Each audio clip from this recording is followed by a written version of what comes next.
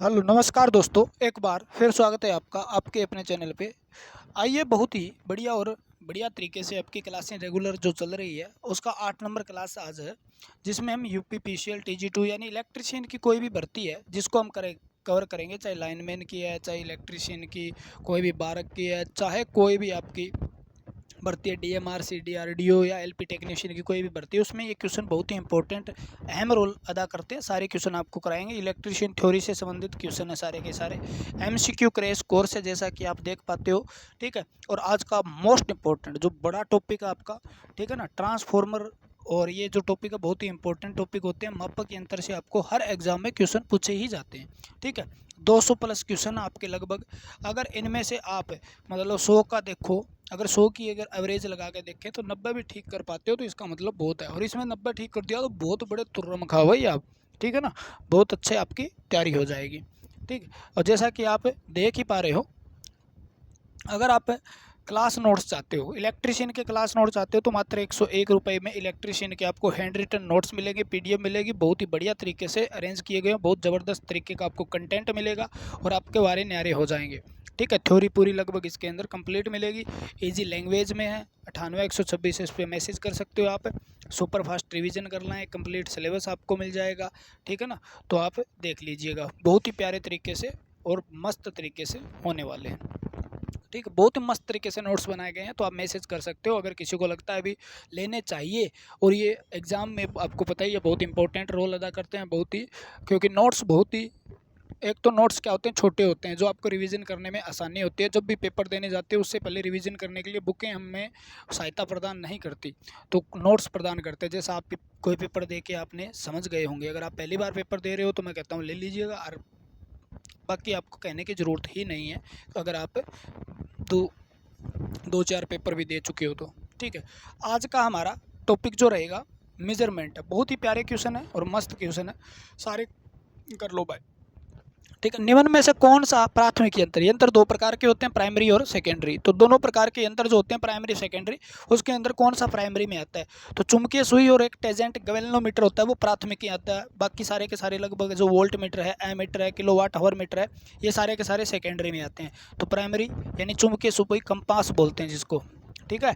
Direct instrument भी बोलते हैं इनको, और प्राथमिक या प्राइमरी भी बोलते हैं। दूसरा क्वेश्चन आज का इंपॉर्टेंट क्वेश्चन जो आपके स्क्रीन पे, हर क्वेश्चन इंपॉर्टेंट है। वह यंत्र जो किसी विद्युत राशि को तत्कालीन मान को पेपर पर अंकित करता है, पेपर पर अंकित करता है, ठीक है ना। थोड़ा सा मैं इसको छोटा करता हूँ क्वेश्चन को, मेरे हिसाब से ये कट रहा है ना, ये लो जी, ये कहाँ गया रे, अब सही है, ठीक है। देखो, एक ग्राफ पेपर पर अंकित करता है तो उसको हम क्या कहते हैं, रिकॉर्डिंग यंत्र कहते हैं। तो रिकॉर्डिंग होता है एक सूचक जो दिखाता है, रिफ्लेक्ट करके आपको दिखाएगा भी, तत्कालीन मान को दर्शाता है, और अंकित करता है वो रिकॉर्डिंग होता है। इंटीग्रेटेड जोड़ के चलता है, जैसे आपका ऊर्जा मीटर हो गया, वो इंटीग्रेटेड प्रकार का। थोड़ा सा इसके अंदर आप समझेंगे, थोड़ा 10 मिनट एक्स्ट्रा लग जाए ताकि आपको समझ में आए क्वेश्चन क्या है, ठीक है। तो सूचक यंत्र इंडिकेटिंग प्रकार के होते हैं जो तत्कालीन मान को दर्शाते हैं एक स्केल के ऊपर, और रिकॉर्डिंग करते हुए चलते हैं, रिकॉर्डिंग यंत्र हो गए। जैसे आपका पावर फैक्टर मीटर हो गया, तो ये इस प्रकार के इंटीग्रेटेड, जैसे ऊर्जा मीटर हो गया, जोड़ के चलते हैं, समाकलन प्रकार के। वह यंत्र जो विद्युत राशि के प्रेक्षण काल के अंतर्गत कुल मान को दर्शाता है, विद्युत राशि के प्रेक्षण काल के अंतर्गत कुल मान को, यानी उसने जब तक काम करना स्टार्ट किया इस यंत्र ने, और अभी तक उसने मतलब कितना इससे धारा गुजरी है, या इससे मतलब वोल्टेज गुजरी है, या इससे कितनी ऊर्जा आगे गई है, आगे ऊर्जा का कितना खपत हुआ है, इस प्रकार की राशि को दर्शाते हैं। भी इससे कितनी गुजरी अपने काल के अंदर दर्शाते हैं। तो उस प्रकार के यंत्र को हम जोड़ के या समाकलन कर सम करके यानी जोड़ के दर्शाने वाले यंत्र को इंटीग्रेटेड प्रकार के कहते हैं, जिसका एक बहुत बड़ा एग्जाम्पल है ऊर्जा मीटर, चाहे आपका किलोवाट आवर मीटर हो। अगला क्वेश्चन है, विद्युत मापक यंत्र जो है विद्युत धारा के पर कार्य करते हैं। विद्युत मापक यंत्र किस पे कार्य करते हैं, विद्युत धारा के किस प्रभाव पे कार्य करते हैं? चुंबकीय प्रभाव पे, उष्मीय प्रभाव पे, प्रकाशीय प्रभाव के। तो आपका आंसर होगा डी, चुंबकीय प्रभाव पे भी काम करने वाले हैं। उसमें जैसे आपका हॉट वायर मीटर है, थर्मोकपल मीटर है, चुंबकीय प्रभाव के जैसे वोल्ट मीटर है, एम्पियर मीटर है, प्रकाशीय प्रभाव पे भी कुछ मीटर होते हैं जो काम करते हैं, तो उनको हम कहते हैं। ठीक है, तो सभी प्रभाव पे कार्य करते हैं, अलग अलग प्रकार के मीटर होते हैं। किसी वैद्युतिक प्रभाव से किसी विद्युत राशि को मापने के लिए यंत्र में जो युक्ति लगाई होती है उसे क्या कहते हैं? माप के यंत्र की विद्युत प्रभाव से किसी विद्युतिक राशि को मापने के लिए जो युक्ति लगी होती है उसे हम क्या कहते हैं? तो उसको हम क्या कहते हैं? सेंसर कहते हैं। क्या कहते हैं? सेंसर कहते हैं। जो स्केल यानी ग्राफ पे दर्शाती है उसको हम क्या कहते हैं? ठीक है, सूचक कहते हैं। और जो ग्राफ होता है उसको हम स्केल कहते हैं। भी लिखा होता है 1 2 3 4 और उस पर सुई होती है उसको सूचक कहते हैं। ठीक है, रोकने के लिए कोई लगी होती है उसे चुंबक कहते हैं। सूचक को शून्य की स्थिति में विक्षेपित करने के लिए किस बल की आवश्यकता? शून्य की स्थिति से शून्य की स्थिति की ओर करने वाला तो हो गया आपका, कौन सा हो गया? तो नियंत्रण टार्क बोलते हैं उसको। और शून्य से 0 से ऊपर लेके जाएगा उसको हम बोलते हैं विक्षेपित करने के लिए, उसे विक्षेपण टार्क यानी डिफ्लेक्टिंग टार्क बोलते हैं। ठीक है, और जो कंपन को कम करता है उसको हम डैम्पिंग टॉर्क बोलते हैं। तो शून्य से लेने वाला हो जो डिफ्लेक्टिंग टार्क, शून्य की स्थिति से विक्षेपित कर दे, डिफ्लेक्ट कर दे, शून्य से ऊपर मान लेके जाए उसे। ठीक, नियंत्रण टारक विक्षेपण टारक का विरोध करता है। क्या करता है? विरोध, उल्टा होता है। ठीक है ना, टीडी जो है टीसी का क्या होता है? उल्टा होता है। दोनों एक दूसरे के विपरीत दिशा में कार्य करने वाले यंत्र होते हैं। मूविंग या आयरन जो यंत्र है, मूविंग आयरन यंत्र जो है उसकी स्थित रहता है, में स्थित रहता है। ठीक है, तो क्या स्थित रहता है? आयरन कॉइल सूचक, मूविंग आयरन है तो मूविंग आयरन तो मूव कर रहा है। ठीक है, तो आयरन क्या कर रहा है? मूव कर रहा है, तो इसके अंदर स्थिर क्या रहता है? कॉइल। और मूविंग कॉइल यंत्र होते हैं उसके अंदर स्थिर रहता है। कॉइल क्या करती है? गति करती है। ठीक है ना, कॉइल क्या करती है? गति करती है, तो मूविंग कॉइल बोल देंगे। मूविंग आयरन में आयरन मूव करता है। ठीक, निम्न में से किसकी शुद्धता और विश्वसनीयता अधिक होती है? किसकी शुद्धता और विश्वसनीयता अधिक होती है, यानी एक्यूरेंसी और विश्वसनीयता जो होती है वो किसकी अधिक होती है? मूविंग यंत्र की, मूविंग आयरन की, दोनों की समान होती है।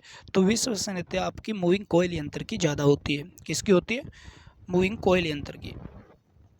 अगला है, गैल्वेनोमीटर को एमीटर में बदलने के लिए जोड़ते हैं। गैल्वेनोमीटर को एमीटर में जोड़ने, एमीटर का प्रतिरोध निम्न होता है, तो आप क्या करो? और निम्न करने के लिए निम्न प्रतिरोध श्रेणी क्रम में जोड़ोगे। क्या जोड़ोगे? निम्न प्रतिरोध श्रेणी क्रम में जोड़ोगे। अगर यहाँ पे आ जाता, अगला है, चलो बताए क्या बताएं, क्योंकि एमीटर का प्रतिरोध निम्न और निम्न करने के लिए उसकी धारा मतलब उसकी प्रास बढ़ाने के लिए, क्योंकि गैल्वेनोमीटर जो है करंट को मापता है मिली एम्पियर में, बहुत ही कम करंट को मापने काम आता है। उसकी प्रास रेंज बढ़ानी है तो हम क्या करते हैं? समांतर क्रम में निम्न प्रतिरोध जोड़ के क्या उसकी रेंज बढ़ा सकते हैं। उसी प्रकार अगर गैल्वेनोमीटर को वोल्टमीटर में बदलना है तो क्या करेंगे? तो वोल्टमीटर का प्रतिरोध क्या होता है? उच्च होता है, और उच्च करने के लिए हम सीरीज में जोड़ते हैं। तो सीरीज में एक उच्च मान का प्रतिरोध जोड़ेंगे, सीरीज में उच्च मान का प्रतिरोध जोड़कर हम क्या करते हैं? गैल्वेनोमीटर को वोल्टमीटर में बदल सकते हैं। ऐसी शक्ति मापी जाती है, तो ऐसी शक्ति क्या होती है? वाट बराबर वी आई कोस थीटा होती है। ऐसी शक्ति क्या होती है? वाट बराबर वी आई कोस थीटा होती है। ओमीटर क्या मापता है? तो ओमीटर आपको पता है ये प्रतिरोध मापता है। ठीक है, धारा एमीटर मापता है, विभवांतर वोल्टमीटर मापता है। सीआरओ का विस्तृत रूप है तो cathode ring, oscilloscope, crystal ring, cathode ray oscilloscope होता है। इसका आंसर क्या होगा? कैथोड सी हो जाएगा, cathode ray oscilloscope. Frequency meter से मापी जाती है, तो फ्रीक्वेंसी क्या मापी जाती है? केवल एसी की फ्रीक्वेंसी माप सकते हैं, डीसी की फ्रीक्वेंसी तो होती नहीं है। ठीक है, स्थायी चुंबकचल यंत्र, स्थायी चुंबकचल यंत्र, परमानेंट मैग्नेट, ठीक है ना, मूविंग कॉइल यंत्र में पीएमएमसी अवमंदन टार बल, अवमंदन का मतलब है यहाँ पे डैम्पिंग बल। ठीक है, डैम्पिंग टॉर्क पैदा करने के लिए कौन सी विधि का उपयोग किया जाता है? तो डैम्पिंग टॉर्क पैदा करने के लिए हम एडी करंट, ठीक है ना, एडी करंट डैम्पिंग का प्रयोग करते हैं। क्या करते हैं? एडी करंट डैम्पिंग का प्रयोग करते हैं। एक विद्युत मापक यंत्र है, एक विद्युत मापक यंत्र है का संकेतक बिना कंपन किए शीघ्र ही अपनी अंतिम विक्षेपण अवस्था प्राप्त कर लेता है यदि उसमें उचित अवमंदन यानी डैम्पिंग उपस्थित हो। तो उसके अंदर क्या हो? अगर उसमें बढ़िया डैम्पिंग लगाई गई है, आपने डैम्पिंग सिस्टम बहुत बढ़िया तरीके से है, तो वो कंपन नहीं करेगा, जल्दी ही अपना क्या होगा? एक मान दिखाना आपको शुरू कर देगा। वैद्युतिक मापक यंत्रों की कमानी के निर्माण के लिए सबसे उपयुक्त, कमानी के निर्माण के लिए सबसे उपयुक्त क्या होता है? कमानी यानी आपकी जिसके आपको इंडिकेटर बोलते हो, पॉइंटर बोलते हो, तो पॉइंटर किसका बना होता है? तो इस्पात का, यूरेका का, नाइक्रोम का, फास्फोरस, ब्रोंज का। तो सबसे अच्छा माना जाता है कमानी फास्फोरस ब्रोंज की, ठीक है ना। एक डंडी सी होती है, छड़ होती है, उसको बोलते हैं फास्फोरस ब्रोंज की। और पॉइंटर किसका बना होता है? एल्यूमिनियम का। किसी विद्युत मापक यंत्र के संचल भाग का कार्यरत घुमाव बल है। किसी वैद्युतिक मापक यंत्र के सचल भाग का यानी चलने वाले भाग पर घुमाव बल कौन सा होता है? तो घुमाने के लिए कौन से बल का प्रयोग करते हैं आप, ठीक है।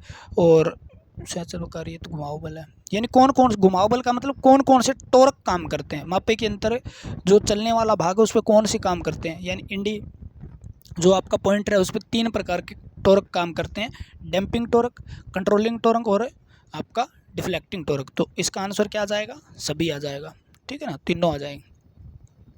यदि चल कुंडली धारामापी को डीसी परिपथ में संयोजित करके उसके संयोजनों को अतः बदल दिया जाए तो यंत्र चल कुंडली धारामापी को डीसी परिपथ में संयोजित करके उसके संयोजकों को अतः बदल दिया जाए तो यंत्र क्या करेगा? देखो, जब पोलैरिटी चेंज करेंगे यहाँ पर तो क्या होने वाला है, एक तो आप सही पोलैरिटी लगाएंगे तो वो सही मान दर्शाएगा। अगर आप उल्टी पोलैरिटी कर दोगे, जैसे ही उसकी पॉजिटिव नेगेटिव नेगेटिव पॉजिटिव उल्टा कर दिया आपने, तो वो क्या करेगा?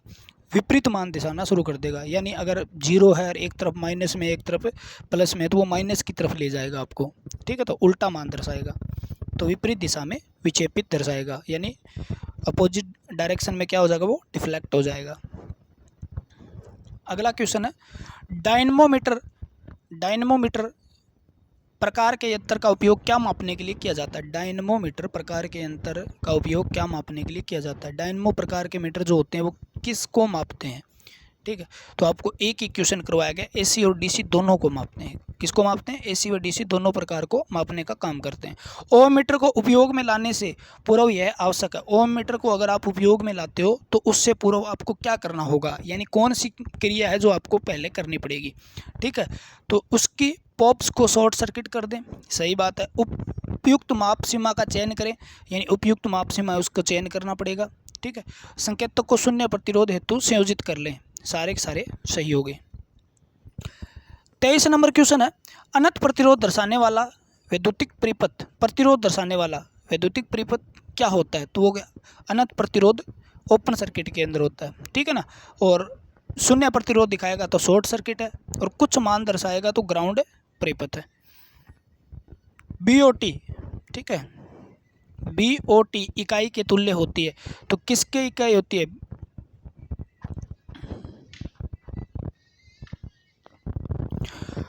24 नंबर का आप बताएंगे किसके? 746 वाट घंटे के, 764 वाट घंटे के, ठीक है, और 1000 वाट घंटे के और 3600। तो ये होती है आपकी 746 वाट घंटे के। विद्युत ऊर्जा खपत मापने की सर्वोत्तम विधि है। विद्युत खपत ऊर्जा खपत को मापने की सबसे अच्छी विधि कौन सी है? वोल्ट तथा धारा मापी। सबसे अच्छी विधि कौन सी है? तो वोल्ट तथा धारा मापी। वोल्ट धारा मापी व स्टॉप वॉच, वाट मीटर व स्टॉप वॉच ये तो हो ही नहीं सकते, ठीक है ना। तो हम किससे मापते हैं? एनर्जी मीटर से। किससे मापते हैं? एनर्जी मीटर से। तीनों चीज़ एक साथ आ जाती है। यदि किसी ऊर्जा मापी की चकती 1 किलोवाट हावर ऊर्जा खपत दर्शाने में 3000 घूर्णन करती है तो एक चक्कर द्वारा दर्शाई गई ऊर्जा खपत होगी, यानी 1 किलोवाट, यानी 1 किलोवाट में 3000 घूर्णन करती है, तो उसके चक्कर के द्वारा दर्शाई गई, ठीक है, एक चक्कर के द्वारा दर्शाई गई ऊर्जा खपत होगी, ठीक है। ये कैलकुलेशन वाला है और आपको रिवोल्यूशन पर वाट बताया गया है, ठीक है ना। 26 का आंसर कमेंट में दीजिएगा, ठीक है। इसमें थोड़ा टाइम लग जाएगा और टाइम अपने पास कम ही है, पता है आपको। यदि किसी ऊर्जा मापी के फेज तथा परिवर्तित संयोजकों को अतः बदल दिया जाए, ये बोर्ड पे जब होंगे, ये क्वेश्चन हमें करवाए भी हैं, और जब अपना डिजिटल बोर्ड पे करवाएंगे तो उसमें थोड़ा समझ में आता है। यहाँ पे थोड़ा सा कचरा हो जाता है और समझ में नहीं आता, उसका करवाने ना करवाने बराबर हो जाता है। तो अपने आप से प्रैक्टिस करें। 26 नंबर क्वेश्चन का आंसर आप बताइए ज़रूर, ठीक है। यदि किसी ऊर्जा मापी के फेज तथा परिवर्तित संयोजकों को अतः बदल दिया जाए तो क्या होगा, ठीक है। और फेज व परिवर्तन संयोजकों को अतः किसी ऊर्जा मापी के फेज संयोजकों को बदल दिया जाए तो क्या होगा। ठीक है, कुछ नहीं होगा। आप पॉजिटिव नेगेटिव नेगेटिव पॉजिटिव लगा देते हो, कोई फर्क पड़ता है क्या? एसी के अंदर कोई परिवर्तन नहीं पड़ता। ठीक है, शक्ति की घूर्णन दिशा परिवर्तित नहीं होगी, सेम की सेम रहेगी। ठीक है, यदि किसी ऊर्जा मापी की शक्ति बिना लोड संयोजित किए भी धीमी गति से गतिमान है तो यंत्र एक दोष है, बेन धीमी धीमी, उसे रेंगन दोष कहते हैं, जिसे हम क्या कहते हैं, रेंगना, यानी क्रीपिंग दोष होता है। अगर बिना लोड के भी क्या हो रही है, थोड़ी थोड़ी आपकी शक्ति जो होती है, शक्ति जो डिस्क है वो घूम रही है, तो वो क्या होता है, रेगिंग। ठीक है ना, तो उसे रेंगना कहते हैं, जिसे क्रिपिंग फॉल्ट कहते हैं, क्या कहते हैं, क्रिपिंग एरर कहते हैं। क्रिपिंग एरर को दूर करने के लिए एल्यूमिनियम की डिस्क पे 180 डिग्री पे हम क्या करते हैं, 2 छेद करते हैं उसको दूर करने के लिए। ऊर्जा मापी के एल्यूमिनियम चकती के छिद्र क्यों बनाए जाते हैं? देखो क्वेश्चन भी आ गया, चकती में 2 छिद्र बनाते हैं 180 डिग्री पे, क्रिपिंग एरर को क्या करने के लिए, दूर करने के लिए। किलोवाट हावर मापी यंत्र को निम्न में से किस वर्ग में रखा जाता है? देखो किस वर्ग में रखा जाता है, तो ये इंटीग्रेटेड प्रकार का होता है। ठीक है ना, इंटीग्रेटेड प्रकार का। जो ऊर्जा मीटर के सारे बहुत इंपॉर्टेंट क्वेश्चन है, जिसको आप बार बार कहते हो सर जी, ठीक है, वो करवा दो सर, EMI करवा दो सर। ठीक है, अलग अलग प्रकार के आपके रहते हैं, बोलो जी ऊर्जा मीटर इम्पोर्टेंट है, तो आप यही क्वेश्चन बनते हैं, उसकी ध्यान रखना। अगर किसी को भी टेलीग्राम चैनल है, नीचे जुड़ जाना, क्योंकि आपको नोटिफिकेशन वगैरह और आपकी भर्ती से जुड़ी हुई सारी खबरें वहाँ पर, कुछ जैसे कोई भी न्यूज़ आती है उससे संबंधित, कोई नोटिफिकेशन आता है उससे संबंधित, तो मिलता रहता है, जिससे आपकी क्या होती है, आपको बार बार इधर उधर भटकने की ज़रूरत नहीं पड़ती, सारी चीज़ें आपको एक जगह टेलीग्राम पे मिल जाती है। ठीक है, आपकी परेशानी नहीं होगी, आपको बार बार कहीं पे चीज़ नई नोटिफिकेशन आया उसका पता नहीं चलता, तो वो चीज़ें पता है। इलेक्ट्रिशियन से संबंधित आ गई, कोई टेक्निकल भर्ती से संबंधित आ गई, तो वो आपको बताई जाती है, उसके बारे में आपको टेलीग्राम में मिल जाता है। वीडियो ज़्यादातर नहीं बनाते हैं आप, नोटिफिकेशन के ऊपर आपको ज़्यादातर मिलती है टेलीग्राम में। तो टेलीग्राम लिंक नीचे दिया गया है, उसको ज्वाइन कर लें। टेलीग्राम व्हाट्सअप लिंक भी दिया हुआ है, उसको ज्वाइन कर लें, ताकि आपको आने वाले एग्ज़ाम में बहुत फ़ायदा हो और आपको भर्तियों का पता चलता रहे। वाट मीटर का वर्गीकरण किसके रूप में किया जाता है? तो वाट मीटर विक्षेपी उपकरण है, सूचक यंत्र है, रिकॉर्डिंग यंत्र है, समाकलन उपकरण है। समाकलन नहीं है, तो वाट मीटर किस में आता है? तो वाट मीटर आता है आपका इंडिकेटिंग प्रकार में। इंडिकेटिंग का मतलब होता है सूचक यंत्र। विद्युत राशियों को मापने के लिए प्रयुक्त मीटर कहलाते हैं। तो प्रयुक्त मीटर क्या कहलाते हैं? तो माप, हाइग्रोमीटर नहीं, माइक्रोमीटर नहीं, सफेरोमीटर नहीं। ठीक है, तो मापन यंत्र कहलाते हैं। उन्हें क्या बोलते हैं हम? मापन यंत्र बोलते हैं, मेजरिंग इंस्ट्रूमेंट। वोल्ट मीटर जो है, वोल्ट मीटर को परिपथ में जोड़ते हैं। वोल्ट मीटर को परिपथ में जोड़ते हैं, किस परिपथ में? हम समांतर क्रम में जोड़ते हैं। किस में जोड़ते हैं आप? समांतर क्रम में। एमीटर को श्रेणी क्रम में। विद्युत शक्ति मापने के लिए मापने वाला मीटर कहलाता है। विद्युत शक्ति को मापने वाला मीटर क्या कहलाता है? तो वाट मीटर कहलाता है। पावर किस में मापते हैं? वाट में मापते हैं, watt meter.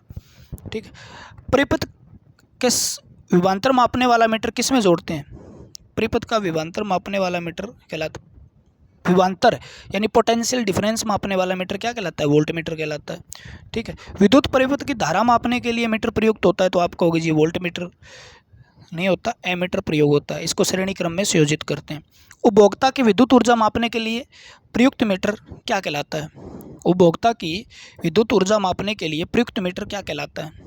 Watt meter, ampere घंटा मीटर, ठीक है, किलोवाट हावर मीटर, जिसको हम क्या कहते हैं? किलोवाट हावर मीटर कहते हैं। आपके घर के बाहर लगा होगा एनर्जी मीटर, इंडक्शन प्रकार का मीटर होता है वो। ठीक है, मापक यंत्र जरूरी आवश्यकताएं हैं। मापक यंत्र के लिए कौन सी जरूरी आवश्यकताएं हैं? यानी तीनों टॉर्क होने चाहिए। विक्षेपित टॉर्क होना चाहिए, नियंत्रण टॉर्क होना चाहिए, और डैम्पिंग टॉर्क, यानी डैम्पिंग, कंट्रोलिंग और डिफ्लेक्टिंग, 3 प्रकार के टॉर्क हैं, तीनों होने चाहिए। डिफ्लेक्टिंग टॉर्क के द्वारा उत्पन्न किया जाता है ग्रेविटी नियंत्रण द्वारा, स्प्रिंग नियंत्रण, वायु घर्षण, चुंबकीय। तो डिफ्लेक्टिंग टॉर्क है वो चुंबकीय तो होता है। ठीक है ना, विद्युत चुम्बक के प्रभाव से उसको क्या किया जाता है? उत्पन्न किया जाता है। ग्रेविटी नियंत्रण, ठीक है, वायु घर्षण, और ये स्प्रिंग विधि। तो आपका स्प्रिंग और एडी करंट जो हो गया वो तो हो गया कंट्रोलिंग। ग्रेविटी, वायु घर्षण हो गया। ठीक है, ग्रेविटी और स्प्रिंग ये हो गया आपके कंट्रोलिंग टॉर्क पैदा करने के लिए। वायु घर्षण, ठीक है ना, एयर जो फ्रिक्शन का प्रयोग करते हैं आप, तो द्रव घर्षण भी प्रयोग करते हैं अपन। तो ये करते हैं अपन किसके लिए, डैम्पिंग के लिए। और डैम्पिंग के लिए एक आपका एडी करंट भी होता है, एडी करंट डैम्पिंग भी होता है। तो विक्षेपण टॉर्क नियंत्रण टॉर्क को उत्पन्न किया जाता है। नियंत्रण टॉर्क को किससे उत्पन्न किया जाता है, तो कंट्रोलिंग टॉर्क है, उसको उत्पन्न करने के लिए हमारे पास कौन सी है, विधि है, विद्युत स्टैटिक तरल घर्षण हेयर स्प्रिंग। हम किससे करते हैं, स्प्रिंग या एडी करंट से, स्प्रिंग या एडी करंट से कंट्रोलिंग टॉर्क पैदा करते हैं। डैम्पिंग टॉर्क को द्वारा उत्पन्न किया जाता है। तो डैम्पिंग टॉर्क को किससे उत्पन्न किया जाता है, तो डैम्पिंग टॉर्क आपका, ठीक है, ग्रेविटी नियंत्रण से किया जाता है। एक तो सॉरी एडी करंट से, रुको एडी करंट से, विद्युतीय स्थितिक और तापीय। तो किससे पैदा करते हैं आप, एडी करंट से पैदा करते हैं, ठीक है, एडी करंट से पैदा करते हैं damping torque. Eddy current damping हो गया आपका एक एयर फ्रिक्शन हो गया, और एक मैंने क्या बताया था, जो आपका फ्लूइड फ्रिक्शन हो गया एक द्रव घर्षण से। विक्षेपण टारक जो है उत्पन्न करने के लिए स्थिर वैद्युतिक प्रभावों का प्रयोग किया जाता है। विक्षेपित टारक उत्पन्न करने के लिए स्थैतिक प्रभाव का उपयोग किया जाता है, वाटमीटर में, वोल्टमीटर में, ठीक है, वाटमीटर में, वोल्टमीटर में, ऊर्जा मीटर में। तो स्थैतिक किस में किया जाता है, वोल्टमीटर में, वोल्टमीटर में किस में किया जाता है, वोल्टमीटर में।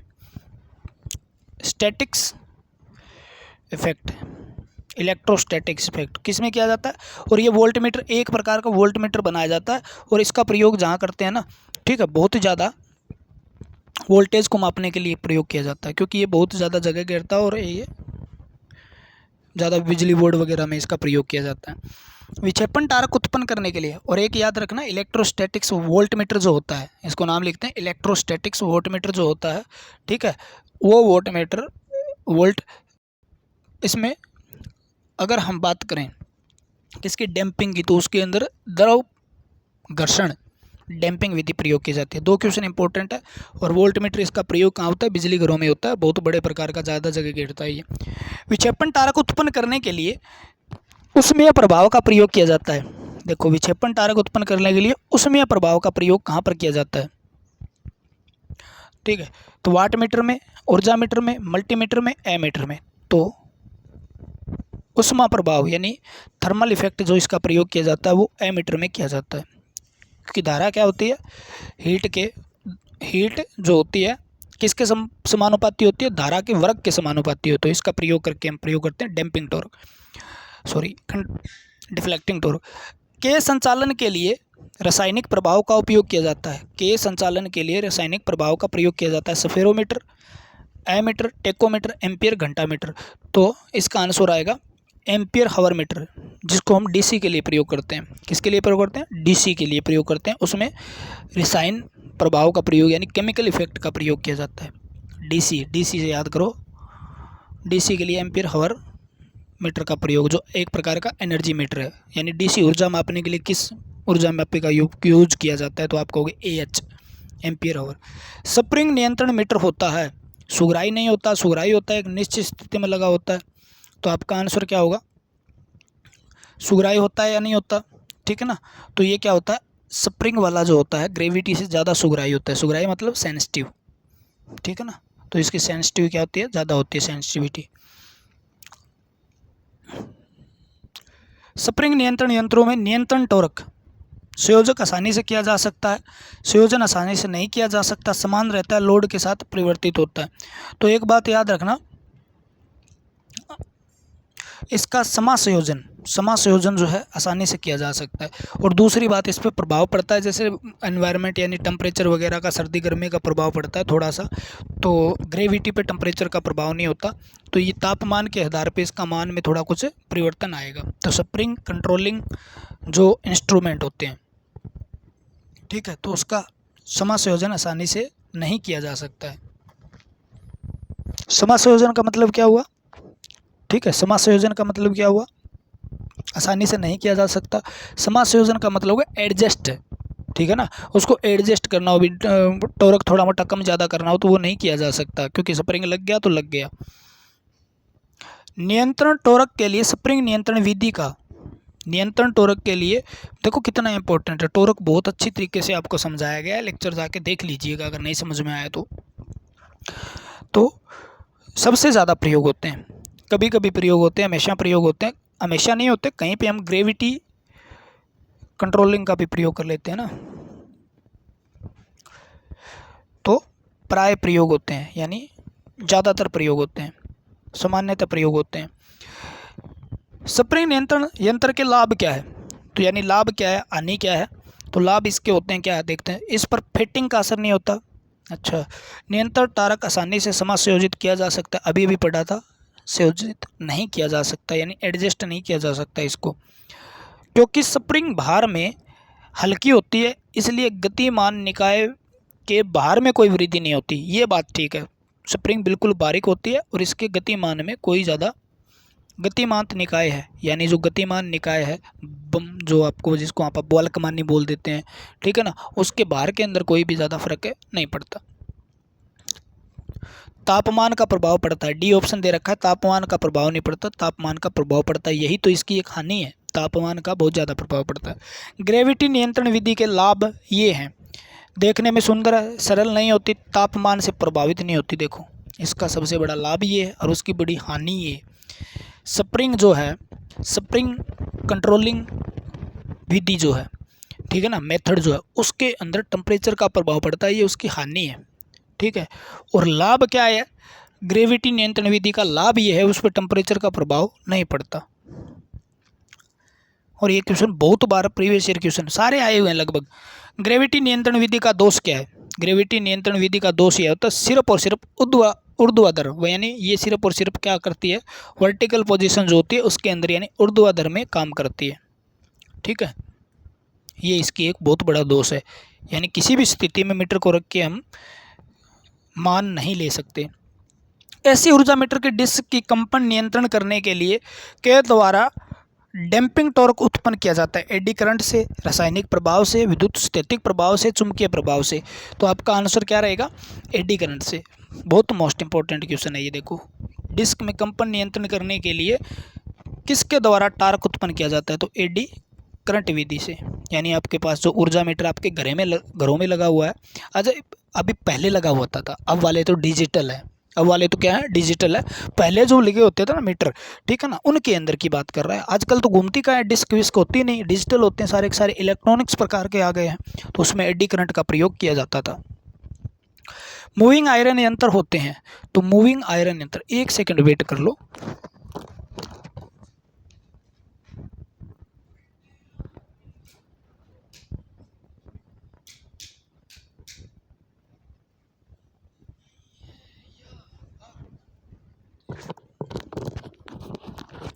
मूविंग आयरन यंत्र होते हैं, तो मूविंग आयरन यंत्र जो होते हैं वो क्या होते हैं, तो आपका ऑप्शन क्या रहेगा, आकर्षण प्रकार के, विकर्षण, आकर्षण और विकर्षण दोनों प्रकार के होते हैं। अट्रैक्शन प्रकार के भी होते हैं, अट्रैक्शन टाइप, और एक होता है रिपल्सन टाइप। तो दोनों प्रकार के मूविंग आयरन यंत्र दोनों प्रकार के होते हैं, आकर्षण विकर्षण, अट्रैक्शन टाइप, रिपल्सन टाइप, ठीक। मूविंग कॉइल यंत्र जो है स्थायी चुंबक प्रकार के होते हैं, डायनामिक प्रकार के होते हैं, इंडक्शन प्रकार के होते हैं, और स्थायी चुंबक और डायनमोमीटर प्रकार के होते हैं। तो ये क्या होते हैं, स्थायी चुंबक वाले भी होते हैं और डायनमोमीटर टाइप भी होते हैं। तो डी ऑप्शन आ जाएगा। थोड़े मुश्किल से लग रहे होंगे आपको ना,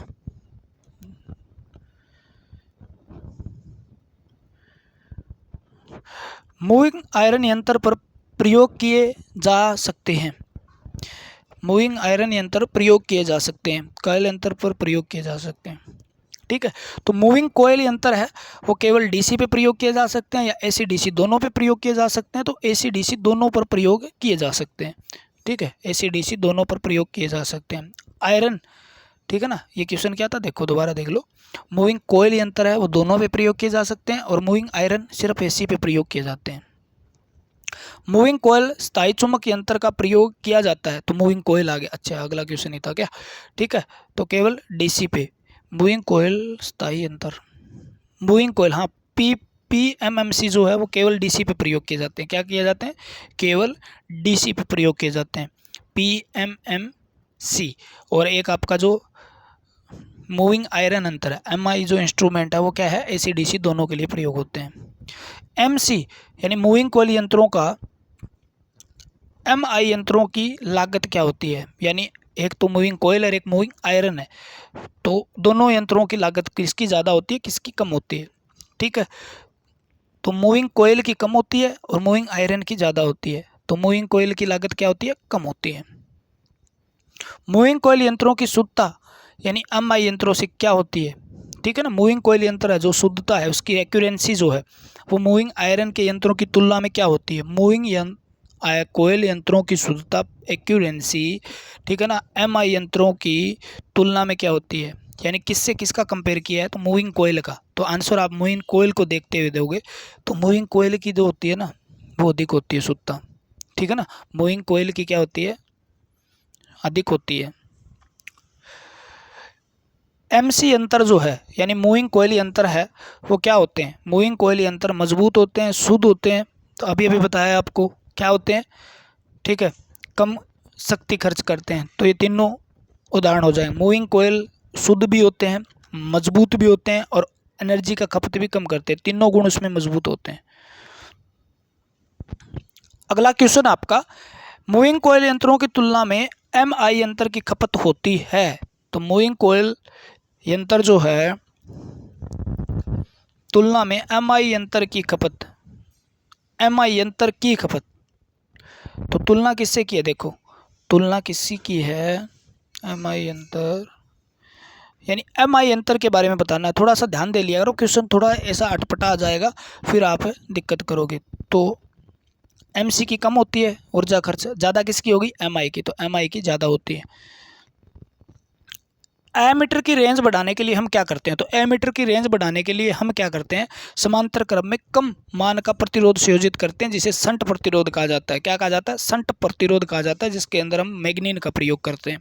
ठीक है, तो एमीटर की कोयल के समांतर क्रम में निम्न मान का प्रतिरोध, ऑप्शन में देख लो कौन सा, उच्च समांतर निम्न मान का, सी ऑप्शन हो जाएगा। ठीक है, एमीटर के कोयल के साथ समांतर क्रम में निम्न मान का प्रतिरोध जोड़ के। वोल्ट मीटर रेंज बढ़ाते हैं तो हम क्या है, सीरीज में उच्च मान का प्रतिरोध लगाते हैं, सीरीज में उच्च मान का प्रतिरोध लगाते हैं, उच्च मान का वोल्ट मीटर के साथ उच्च मान का प्रतिरोध श्रेणी में जोड़ो। गैल्वेनोमीटर को वोल्टेज व धारा मापने के लिए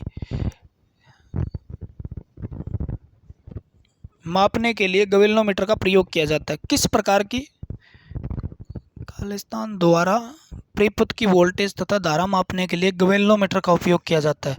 किस प्रकार की धारा मापने के लिए हमें गैल्वेनोमीटर का प्रयोग किया जाता है। ठीक है, तो अच्छा दोनों का अलग अलग पूछा है, ऑप्शन देख के पता चलता है। भी वोल्टेज के लिए तो हम क्या करेंगे, वोल्टेज मापनी है तो सीरीज के अंदर उच्च मान का प्रतिरोध जोड़ेंगे, और धारा मापनी होती है तो हम क्या करते हैं, समांतर क्रम में निम्न मान का प्रतिरोध जोड़ते हैं।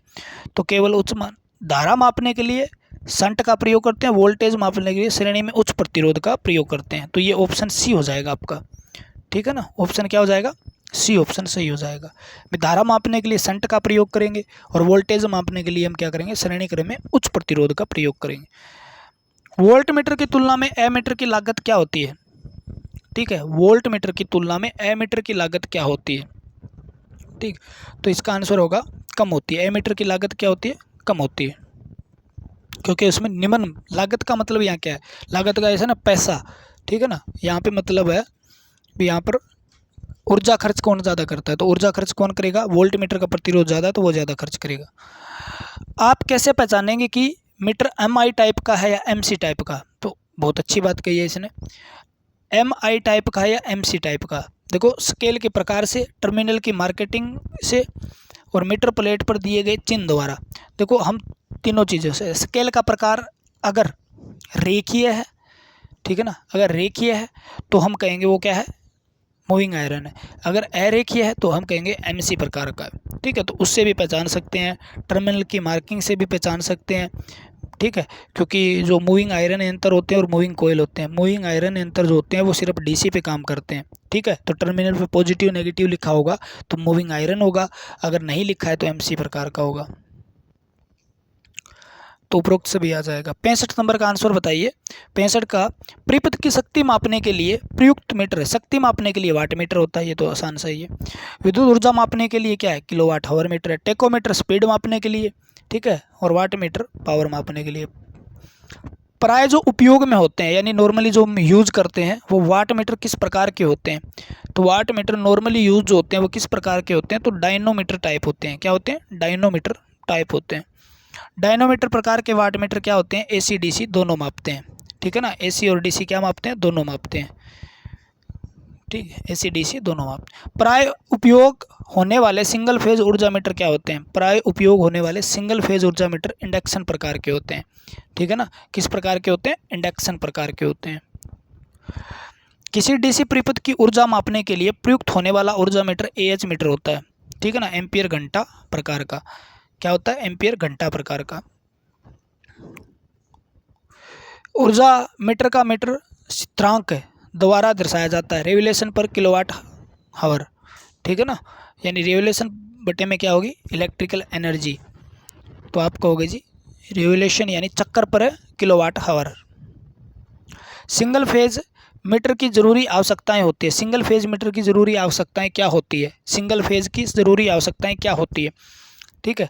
तो अभिलेखन यंत्रावली, ठीक है, प्रचालन यंत्रावली भी चाहिए, चल यंत्रावली भी चाहिए। यंत्रावली का मतलब है यहाँ पे आपके जो क्या बोलते हैं उसका पार्ट, ठीक है। तो उपरोक्त क्या हो जाएंगे सभी, चलने के लिए। दाब कुंडली जो होती है, दाब कुंडली प्रेशर कुंडली की बनी होती है। प्रेशर कुंडली का प्रतिरोध क्या होता है, ज़्यादा होता है। ज़्यादा होता है तो तार क्या होता है, मोटा होता है। तो मोटे तार की बनाई जाती है, याद रखना। मोटे तार होता कम लपेटे, मोटे तार कम लपेटे की बनाई जाएगी, ठीक है। नहीं नहीं नहीं नहीं नहीं, प्रतिरोध क्या होगा, ज़्यादा होगा। प्रतिरोध ज़्यादा करने के लिए हम क्या करते हैं, पतली तार का, पतली तार और ज़्यादा लपेटों के बनाएंगे, ठीक है ना। और अगर पूछे करंट कोयल किसकी बनी होती है, तो मोटे तार, ठीक है ना। करंट कोयल में प्रतिरोध क्या होना, कम होना चाहिए। कम प्रतिरोध के लिए हम मोटे तार की बनाते हैं ताकि उसका क्रॉस सेक्शन एरिया ज़्यादा हो जाए। क्रॉस सेक्शन एरिया ज़्यादा होगा तो प्रतिरोध कम हो जाएगा। तो निम्न प्रतिरोध के लिए हम क्या करते हैं, करंट कोयल को मोटे तार के बनाते हैं। और ज़्यादा प्रतिरोध के लिए हम क्या करते हैं, प्रेशर कोयल को पतली तार से बनाते हैं।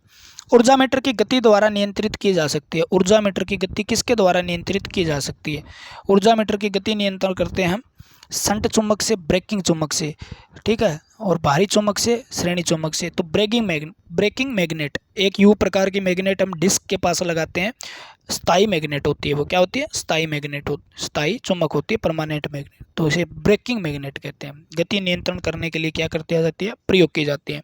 मेगर का प्रयोग क्या मापने के लिए किया जाता है, तो मेगर का प्रयोग बहुत ज़्यादा प्रतिरोध यानी इंसुलेशन का प्रतिरोध मापने के लिए प्रयोग किया जाता है। यानी उच्च प्रतिरोध, मेगा होम में जो प्रतिरोध होता है वो मापने के लिए प्रयोग किया जाता है। मेगर की गति किस पे रखी जाती है, मेगर की गति किस पे रखी जाती है, तो मेगर की गति किस पे रखी जाती है, तो आपका आंसर आएगा 160 आरपीएम। 140 से 160 आंसर आता है वैसे तो, 140 से 160 आरपीएम, ठीक है ना। तो 140 से 160, तो अब आप ऊपर वाला रखना आंसर। जब दो ऐसा आ जाए, 140 भी दिया हो जिसमें 160 भी दिया हो, तो 160 आंसर देना। अगर 140 से 160 आए तो आंसर वही होगा। तो मेगर की गति, मेगर के अंदर जो क्या होता है, एक जनरेटर प्रयोग होता है, संट प्रक जनरेटर बोलते हैं उसको। क्या बोलते हैं, संट जनरेटर। संट जनरेटर जो 1000 वोल्ट 1500 वोल्ट यानी जितनी ज़्यादा वोल्ट उत्पन्न ज़्यादा करेगा उतना ही ज़्यादा प्रतिरोध मापने के मेगर काम आता है। मेगर एक ओम मीटर व जनरेटर का एक संयोजक रूप होता है, ठीक है। मेगर यानी मेगा ओम। 250 वोल्ट स्थापनाओं के परीक्षण के लिए मेगर वोल्टेज होनी चाहिए। 250 वोल्ट के लिए कितनी होनी चाहिए, 250 के लिए हमें 500 वोल्ट चाहिए। कम से कम कितनी वोल्ट चाहिए, 500 वोल्ट चाहिए।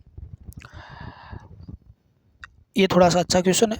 EIE की फुल फॉर्म आप कमेंट में बताना, है ना, मजा आएगा। नियमों के अनुसार अर्थ और चालक के बीच इंसुलेशन प्रतिरोध से कम नहीं होता, ठीक है। तो इंसुलेशन प्रतिरोध कितने से कम नहीं होना चाहिए, कितने से कम नहीं होना चाहिए, तो आप कहोगे 80 मेगा ओम। ये आंसर आता है 50 मेगा ओम बटे में निर्गम की संख्या, यानी आपने कितने आगे निर्गम का मतलब होगा भी और वो पॉइंट कितने प्रयोग किए हैं, तो 50 मेगा ओम बटे में निर्गम की संख्या, ठीक है ना। 79 का आंसर आएगा मेगर पर विद्युत स्त्री का परीक्षण करने के लिए मेगर की रीडिंग अनंत होती है, ये दर्शाता है। मेगर की रीडिंग अगर अनंत है तो ये दर्शाएगा ओपन सर्किट। क्या दर्शाएगा? ओपन सर्किट दर्शाएगा। ठीक है ना। हीटिंग एलिमेंट में क्या है, क्योंकि ये देखो बाहर की सप्लाई किससे जुड़ी होती है? हीटिंग एलिमेंट से, बाकी चीज़ से थोड़ी जुड़ी होती है। अगर उसको पिंगल के बीच से टूट गया है तो ओपन सर्किट हो गया। ओपन का क्या होता है? अनंत प्रतिरोध होता है, तो मीटर अनंत प्रतिरोध दर्शाता है। अगला क्वेश्चन है, एक विद्युत केतली के अर्थ दोष के कारण परीक्षण पर मेगर की रीडिंग शून्य है। तो मेगर की अगर रीडिंग शून्य है केतली में तो अर्थ दोष परीक्षण के समय तो खुला परिपथ तो नहीं हो सकता। ठीक है। शरीर के छूने पर लाइव टर्मिनल, शरीर के छूने पर न्यूट्रल टर्मिनल। अलग तरीके का क्वेश्चन है भाई, है। तो शरीर से, शरीर का मतलब यहाँ बॉडी है, और बॉडी का मतलब किसकी? केतली की बॉडी। मैं सोचा यार शरीर अपना शरीर, ठीक है। तो शरीर, शरीर का मतलब बॉडी, उसकी बॉडी जो बाहर की बनी होती है का स्टील की, उसको टच कर गया है। कौन टच कर गया है? न्यूट्रल। न्यूट्रल अगर उसको टच कर जाता है, ठीक है, तो मेगर क्या दिखाएगा? शून्य रीडिंग दर्शाएगा। आंसर आ जाएगा सी। नहीं नहीं नहीं नहीं नहीं नहीं नहीं नहीं नहीं नहीं नहीं नहीं, मेगर की रीडिंग शून्य, केतली के अर्थ दोष की फ्रिक्शन। हाँ ठीक है। तो मेगर अगर न्यूट्रल को अगर बॉडी टच कर जाती है तो शून्य दर्शाता है भाई। ठीक है। तो इसके 160-70 क्वेश्चन बनते हैं। एक वीडियो में इतने ही रखते हैं, अगली वीडियो में पूरा कर देंगे इसको। ठीक है। तो आज के लिए इतना ही है। ठीक है। पढ़ते रहिएगा, मुस्कुराते रहिएगा, तैयारी रेगुलर रखिएगा। डेली आप कंटिन्यूटी बनाने के लिए, और आपकी इस समय में साथ हम जुड़े हुए हैं आपके साथ लगातार। ठीक है। और आप अपना काम थोड़ा सा कीजिएगा, जैसे कमेंट करना हो, लाइक करना। वीडियो अच्छी चल रही है, ऐसी बढ़िया आ रही है, कोई दिक्कत नहीं है, तो आगे वीडियो बनाने में थोड़ा सा मज़ा आता है। ठीक है। इस प्रकार के और अच्छे क्वेश्चन है। देखो ट्रांसफॉर्मर और मेजरमेंट से अकेले 8-10 क्वेश्चन कवर कर जाएगा आराम से। अकेले 8-10 क्वेश्चन कवर कर जाएगा, ध्यान रखना। तो मेजरमेंट को ध्यान से पढ़ें, और आपका ट्रांसफॉर्मर भी ध्यान से पढ़ें। सबसे मोस्ट इम्पोर्टेंट टॉपिक है। तीसरा डीसी थ्योरी। ठीक है ना। तीसरा सबसे मोस्ट इम्पोर्टेंट टॉपिक है डीसी थ्योरी। बेसिक इलेक्ट्रिसिटी तो आपने मतलब पूरा खींच के रख रखा है काम, कोई दिक्कत नहीं आती उसमें से। मशीनों में दिक्कत आती है या मेजरमेंट वगैरह में या इलेक्ट्रॉनिक्स वगैरह में, तो उन पे थोड़ा अच्छा ध्यान दे, रिजल्ट बढ़िया रहेगा, पॉजिटिव रहेगा, जैसा आप चाहते हो वैसा रहेगा। ठीक है। तो जल्दी आपको एक नौकरी मिलेगी, और जल्दी आप किसी सरकारी विभाग में कार्यरत होंगे। भगवान आपका भला करे, आपका भविष्य बहुत बढ़िया हो, और जल्द से जल्द आपको एक बढ़िया सी नौकरी मिले। आज के लिए इतना ही। जय हिंद, जय भारत। मिलते हैं अगली वीडियो के साथ। भगवान आपका भला करे, जल्द से जल्द आपको एक प्यारी सी नौकरी मिले।